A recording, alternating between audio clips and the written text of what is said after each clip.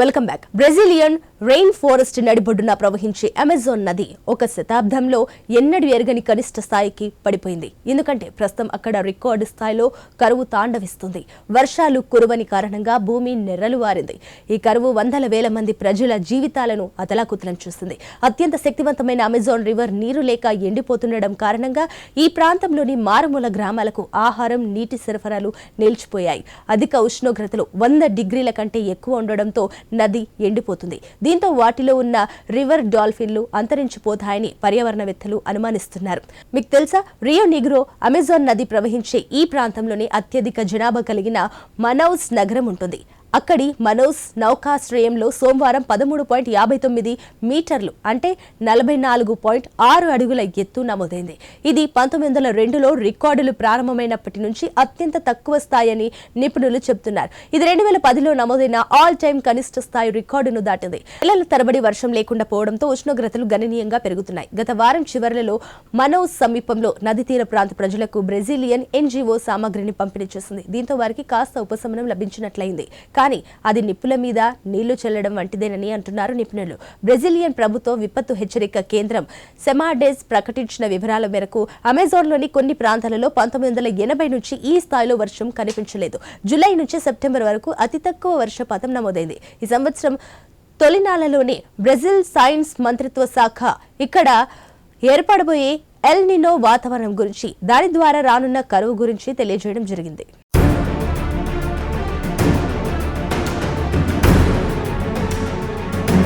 ఇది ప్రపంచవ్యాప్తంగా నెలకొంటున్న విపరీత వాతావరణాలకు పరాకాష్ఠగా వర్ణించింది.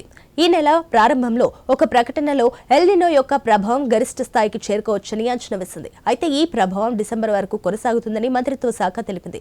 ఈ కరువు కారణంగా 4,81,000 మంది ప్రజలను ప్రభావితం చేసింది. గత వారం చివరిలో ఓ బ్రెజిలియన్ ప్రభుత్వేతర సంస్థ ప్రతినిధులు మనౌస్ సమీపంలో ఎండిపోయిన ప్రాంతానికి సాయం అందించే ప్రయత్నం చేశారు. కానీ కరువునకు గురైన గ్రామాలను వారు చేరుకోలేకపోయారు. ఎందుకంటే వారికి ఆహారం, ఇతర సామగ్రిని పంపిణీ చేయాలంటే నదిలో నీరుండాలి. ఆ నీటిలోనే ప్రయాణిస్తూ సదరు ప్రాంతాలకు చేరుకోవడం సాధ్యపడుతుంది. ప్రస్తుతం రవాణా నిలిచిపోవడంతో ఇబ్బందులు తప్పడం లేదు. అయితే ఇప్పటికీ కొన్ని ప్రాంతాలకు పడవల ద్వారా సాయం అందించవచ్చు. కానీ నెర్రలు వారుతున్న నది ప్రాంతం కారణంగా చాలా పడవలు నది వెంబడి సామగ్రిని సరఫరా చేయలేకపోతున్నాయి. దాంతో చాలా వరకు అడవుల నుంచి ట్రాక్టర్ల ద్వారా లేదా కాలినడకన చేర్చే ప్రయత్నాలు చేస్తున్నారు. కరువు కారణంగా నీటి మట్టాలు తగ్గిపోవడంతో స్థానిక నీటి సరఫరాలో పరిశుభ్రత లోపిస్తుంది. దీంతో జనం ఆరోగ్యంపై ఆందోళన మొదలైంది. ఈ నీటిని తాగిన పిల్లలకు విరోచనాలు, వాంతులు, తరచుగా జ్వరం వస్తుంది. ఇమ్యూనిటీ పూర్తిగా తగ్గిపోవడాన్ని వైద్య నిపుణులు గుర్తించారు. అమెజాన్ వర్షారణ్య ప్రాంతంలో ముఖ్యమైన నదులు ఎండిపోతుండటంతో ప్రయాణించడానికి వీలు లేకుండా పోయింది. తమ గ్రామాలలో ఏర్పడిన తీవ్ర కరువు కారణంగా తాగునీరు సమస్య, మందులు లేని తీవ్ర పరిస్థితులు ఏర్పడ్డాయి. ప్రభుత్వం వెంటనే అత్యవసర పరిస్థితిని ప్రకటించాలని అమెజాన్లోని స్థానికులు బ్రెజిల్ ప్రభుత్వాన్ని డిమాండ్ చేస్తున్నారు.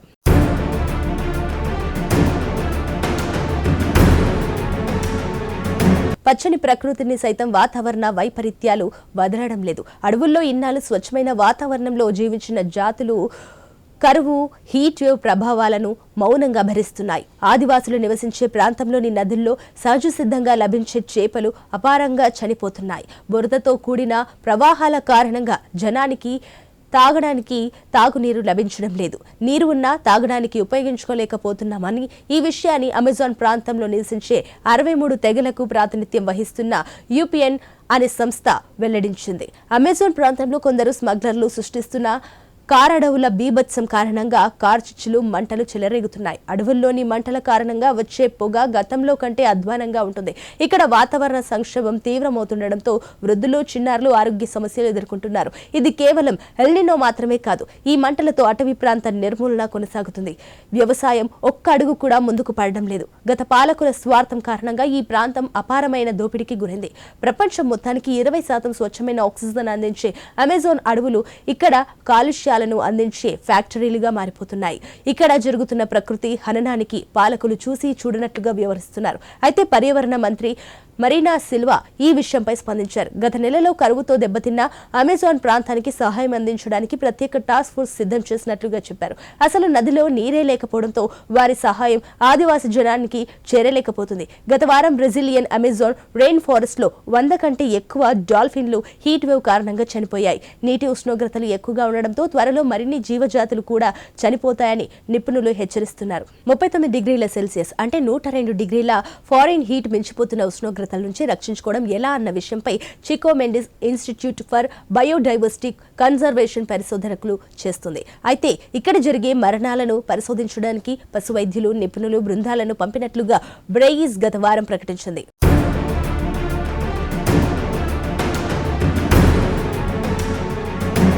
ఏళ్లుగా జరుగుతున్న పరిణామాలలో అమెజాన్ రెయిన్ ఫారెస్ట్ విస్తీర్ణం క్రమంగా తగ్గిపోతుంది. ప్రపంచవ్యాప్తంగా మనం చేసే తప్పిదాల కారణంగా అమెజాన్ అడవులు పునరుద్ధరణకు నోచుకోవడం లేదు. ఇలాగే జరిగితే అడవుల స్థాయి బాగా తగ్గిపోయి గడ్డి మైదానాలుగా మారే ప్రమాదం ఉందని తాజా అధ్యయనం హెచ్చరిస్తుంది.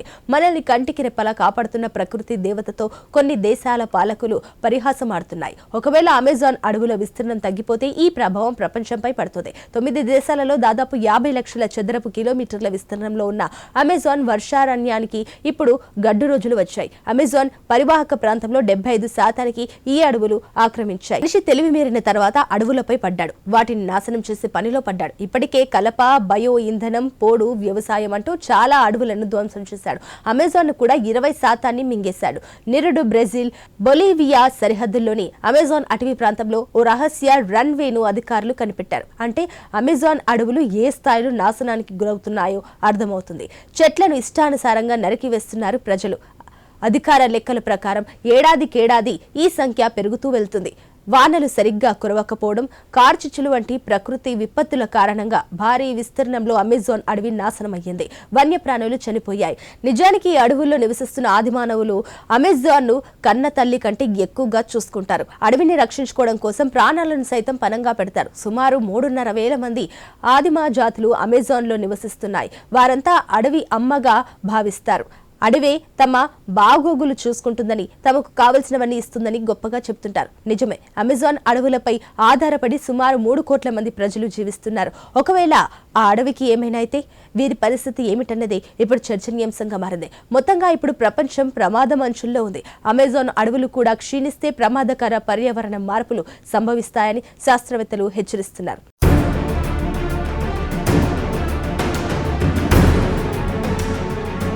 చిన్న బ్రేక్ తీసుకుందాం. బ్రేక్ తర్వాత ఇండిప్తులో మరో అంశాన్ని చూద్దాం. Stay with us.